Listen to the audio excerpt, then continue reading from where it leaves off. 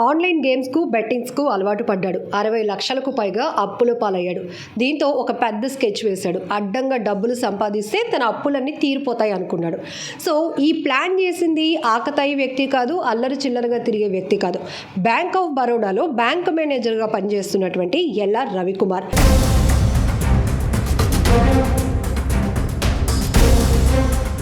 ఎక్కడ ప్లాన్ చేశాడు ఈ స్కెచ్ అంటే అదే బ్యాంకుకు సంబంధించిన వేరే శాఖలు అంటే వేరే బ్రాంచ్ని టార్గెట్ చేశాడు. సో దీంతో రాత్రి జరిగినటువంటి వ్యవహారంతో ఒక్కసారిగా కంచరపాలెం పోలీసులు ఘటనా స్థలికి చేరుకొని కేసును దర్యాప్తు చేస్తున్నారు. సో సీసీటీవీ రికార్డ్ కావచ్చు, ఈ ఘటనలో గాయపడిన వారు ప్రస్తుతం కార్పొరేట్ హాస్పిటల్లో ట్రీట్మెంట్లో ఉన్నారు.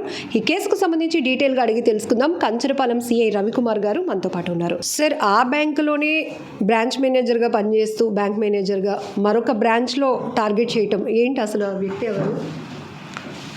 నిన్న అనగా 3/6/2026 తేదీన సాయంత్రం 7 గంటల సమయంలో Marripalem branch bank of Baroda అనేది కంచరపాలెం ఐటీఐ జంక్షన్ దగ్గర ఉంది.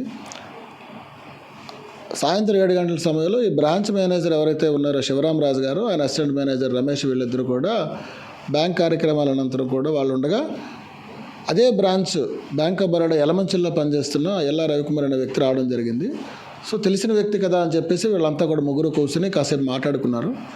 మాట్లాడుకున్న తర్వాత వీళ్ళిద్దరూ కూడా నిన్న ఈ లోన్స్ ద్వారా గోల్డ్ లోన్స్ ద్వారా సేకరించిన బంగారాన్ని ఏవైతే ఉందో అది లాకర్లో భద్రపరుద్దాన ఉద్దేశంతో రాత్రి సుమారు 9 గంటల సమయంలో వీళ్ళు లోపలికి వెళ్ళడం అనేది జరిగింది. లోపలికి వెళ్ళిన తర్వాత వీడు అప్పటికే ప్రీ ప్లాన్డ్గా ఎలాగైనా సరే వాళ్ళ మీద అటాక్ చేసి ఆ బంగారాన్ని దోచుకెళ్ళిపోదనే ఉద్దేశంతో వీడు తెచ్చుకున్న ఒక సొత్తుని తీసుకొని వాళ్ళ మీదకి వెళ్ళి వాళ్ళని విచక్షణారహితంగా తలపైన కొట్టి వాళ్ళని తీవ్రమైన రక్తగాయాలు కలుగజేసి ఆ బంగారం అపహరించిన క్రమంలో వాళ్ళు కేకలేయగా పబ్లిక్ వచ్చారు. పబ్లిక్ వచ్చి వాళ్ళు రెస్క్యూ చేసిన తరంలో వీడు పారిపోయాడు అక్కడి నుంచి.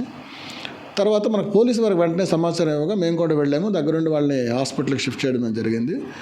ఈ శివరామరాజు బ్యాంక్ మేనేజర్ ఇచ్చిన రిపోర్ట్ మీద కేసు నమోదు చేయడం జరిగింది. ప్రస్తుతానికి వాళ్ళు బంగారం కానీ డబ్బు కానీ ఏమీ తీసుకెళ్ళినట్టుగా చెప్పలేదు. ఎందుకు చేశాడు అనేది మన విచారణ ఏంటంటే ఈవెన్ చాలా చోట్ల అప్పులు చేశాడని చెప్పి అప్పులు బాధ తట్టుకోలేక ఈ బ్రాంచ్లో ఈ టైంలో ఆయన కూడా బ్రాంచ్లో బ్యాంకులో పనిచేస్తున్నాడు కాబట్టి ఆ టైంలో ఎవరు ఉండరు అని గ్రహించి వీడు ముందుగా వాళ్ళ మీద అటాక్ చేసి వాళ్ళని ఏదో రకంగా చంపైనా ఈ బంగారాన్ని పట్టుకెళ్ళిపోదనే ఉద్దేశంతోనే అటాక్ చేసినట్టుగా మనకు తెలుస్తుంది. సార్, ఈ రవికుమార్ ఏజ్ ఎంత? అతనికి ఇంతకు ముందు నుంచి ఇట్లాంటి అలవాట్లు ఉన్నాయా? ఎప్పటి నుంచి ఈ బ్యాంకులో మేనేజర్గా పనిచేస్తున్నాడు? యలమంచిలి బ్రాంచ్లో పనిచేస్తున్నాడు మేనేజర్గా అని కాదు, ఆపరేషన్ వింగ్లో అన్నారు. అది ఇంకా ఆయన సర్వీస్ ఎంత అన్నది వివరాలు మనకు ఇంకా పూర్తిగా తెలియరాలేదు. ఏజ్ ఎంత సార్? ఏది సుమారు 30 సంవత్సరాలు ఉంటుంది. సో ఇతను ఇంతకు ముందు నుంచి ఈ అలవాట్లు, బెట్టింగ్స్ ఇవన్నీ ఎందుకు సార్ అంటే ఒక తోటి ఉద్యోగుల్ని అని చెప్పాలి, ఎందుకంటే ఆల్రెడీ పరిచయస్తులే కాబట్టి వాళ్ళపైనే దాడి చేసి అటాక్ చేసి మరి అక్కడి నుంచి తీసుకెళ్ళిపోవాలి అనుకున్నాడు అంటే క్రిమినల్ ఏమైనా హిస్టరీ ఉంది? ఖచ్చితంగా వాడు ప్రీ ప్లాన్డ్గానే ఉన్నాడు. క్రిమినల్ హిస్టరీ అయితే ఇంతకుముందు ఏమి చేసినట్టుగా మనకి ఇంతవరకు ఎవిడెన్స్ లేదు. సీసీ ఫుటేజ్ వెరిఫై చేస్తాము. దాడి జరిగిన తీరేంటి అన్నది మనకి ఇంకా తెలియాల్సి ఉంది. ఫుటేజ్ ఇంకా రావాల్సి ఉంది. టెక్నీషియన్ వచ్చారు. బ్యాంకులో మాత్రం లాకర్ చోట్ల అక్కడ రక్తం మనకలేదు, మాత్రం విపరీతంగా రక్తం మడుగు చాలా ఎక్కువగా ఉన్నాయి. వాడు యూజ్ చేసిన ఆ క్రైమ్ వెపన్ సొత్తుని కూడా మనం స్వాధీనపరచుకోవడం జరిగింది. ఉదయం కూడా అరెస్ట్ చేయడం జరిగింది. ఈరోజు కోర్టులో రిమాండ్ ప్రొడ్యూస్ చేస్తామన్నా. సార్, ప్రీ ప్లాన్డ్గా వచ్చాడు కాబట్టి తన వెంట సుత్తును కూడా పట్టుకొని వచ్చాడు, అటాక్ చేశాడు. ఇంతకు ముందు ఎప్పుడైనా ఇలా ట్రై చేయాలి అనుకున్నాడా? అవ్వక తన వెంట ఒక వెపన్ తీసుకొని రావాల్సిన పరిస్థితి వచ్చిందా? ఏం చెప్పాడు? ఇంతకు ముందు ఎక్కడ ట్రై చేయలేదండి, మొదటిసారిగా చేస్తానని చెప్తున్నాడు. అంటే ఈ బ్రాంచ్ వాళ్ళతో ఇంతకు ముందు పరిచయాలు కానీ వస్తూ ఉండడం కానీ ఇక్కడ ఎక్కువ రికవరీ ఉంటుందని అట్లా ఏమైనా?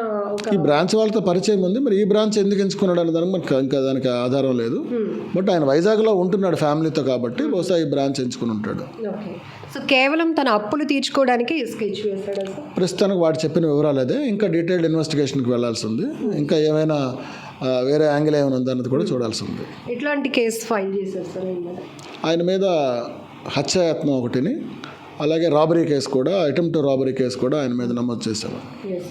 సార్, తరచుగా మీరు రెగ్యులర్గా ఒక మెసేజ్ ఇస్తూ ఉంటారు, ఒక క్రైమ్ ఇన్సిడెంట్ గురించి వివరిస్తూనే మీడియా ద్వారా ఒక మెసేజ్. సో అపరిచిత వ్యక్తుల్ని నమ్మకూడదు, జాగ్రత్తగా ఉండాలి, అన్ని గుట్టులు అంటే సీక్రెట్స్ కూడా ఓపెన్గా చేయడం వల్ల ఇట్లాంటి స్కెచ్లు వేసే వాళ్ళని చాలామందిని చూస్తున్నాం. సో మీరు ఏం చెప్తారు? ఈ సందర్భంగా ఇక్కడ మనం గ్రహించాల్సింది ఏంటంటే బ్యాంక్ వాళ్ళు పూర్తి సెక్యూరిటీతో ఉంటారు. సీసీటీవీ కెమెరాస్ అని కానీ అలార్మింగ్ సిస్టమ్స్ అన్నీ కానీ చాలా పకడ్బందీగా ఉంటాయి.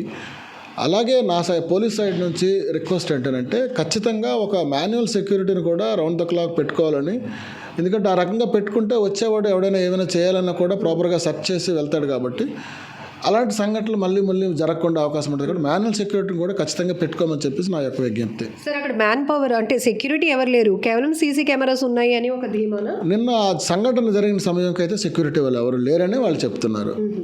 ఎందుకు లేరు ఏంటనేది మరి బ్యాంక్ వాళ్ళు చెప్పాలి.